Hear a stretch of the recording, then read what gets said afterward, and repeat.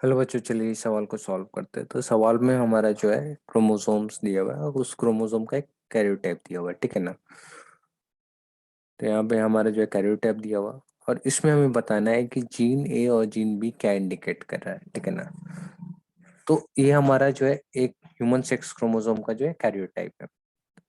तो चलिए इस सवाल को सॉल्व करने के लिए हम लोग क्या करते हैं कि ऑप्शन बेस्ड अप्रोच अपनाते हैं, जिसमें कि हम लोग ऑप्शन बाय ऑप्शन चेक करते हैं, उसके बाद फिर देखते हैं कौन सा ऑप्शन गलत है या फिर कौन सा ऑप्शन राइट है, ठीक है ना।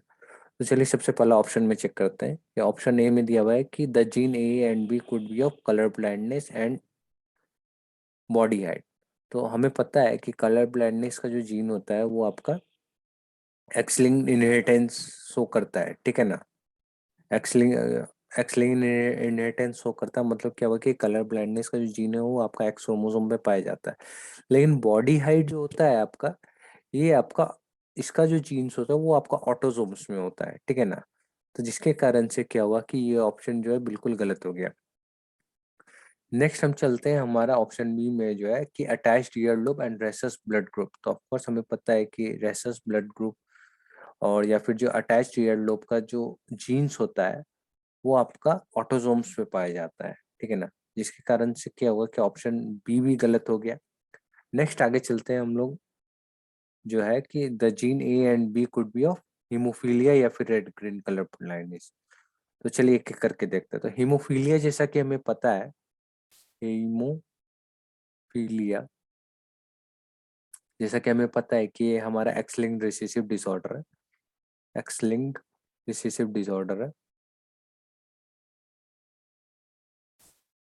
मतलब क्या होगा कि इसका जो जीन्स होगा वो प्रेजेंट होगा हमारे एक्स क्रोमोसोम पे, ठीक है ना। और red green colour blindness, red green colour blindness, red green colour blindness ये भी एक तरीके का कलर ब्लाइंडनेस है, ठीक है ना।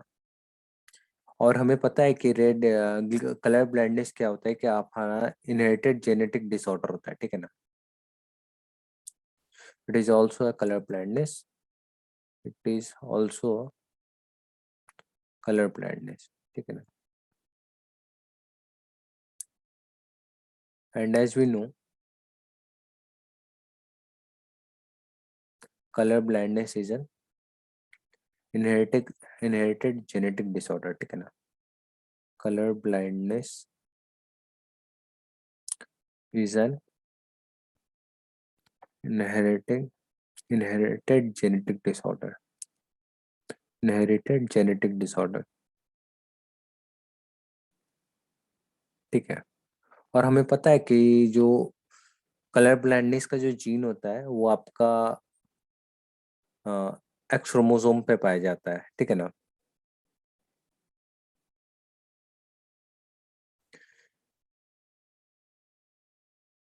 तो genes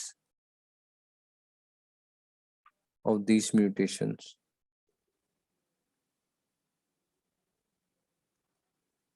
are found on X chromosome,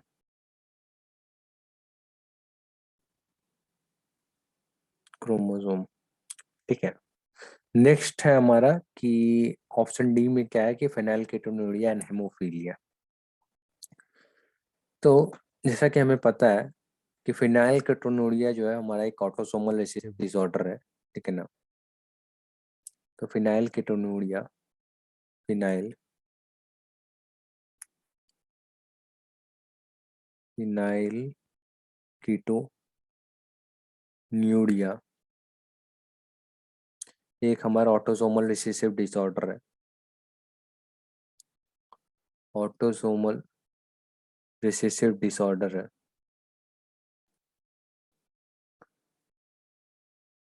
जिसके कारण से क्या हो गया कि ऑप्शन डी भी गलत हो गया, क्योंकि हमारे जो सवाल है उसमें सिर्फ सेक्स क्रोमोसोम्स में ही पाए जाने का है, ठीक है ना। और हमें जो भी इंफॉर्मेशन पता चला उससे हमें ये भी पता चलता है कि हेमोफीलिया जो है एक एक्सीलेंट रिसेसिव डिसऑर्डर है और रेड ग्रीन कलर ब्लाइंडनेस का भी जो जीन जो है वो आपका एक्स क्रोमोसोम पे पाया जाता है। तो option C is the correct option of this question. तो जो हमारा सवाल था कि given below is a highly simplified representation of human sex chromosome from karyotype, तो gene A and G could be of A C, option C. A हो सकता है हमारा हीमोफीलिया और बी हो सकता है हमारा रेड ग्रीन कलर ब्लाइंडनेस। तो option C is the correct option of this question. I hope ये क्वेश्चन और इसका जो एक्सप्लेनेशन आपको काफी अच्छे से समझ में आया होगा। Thank you.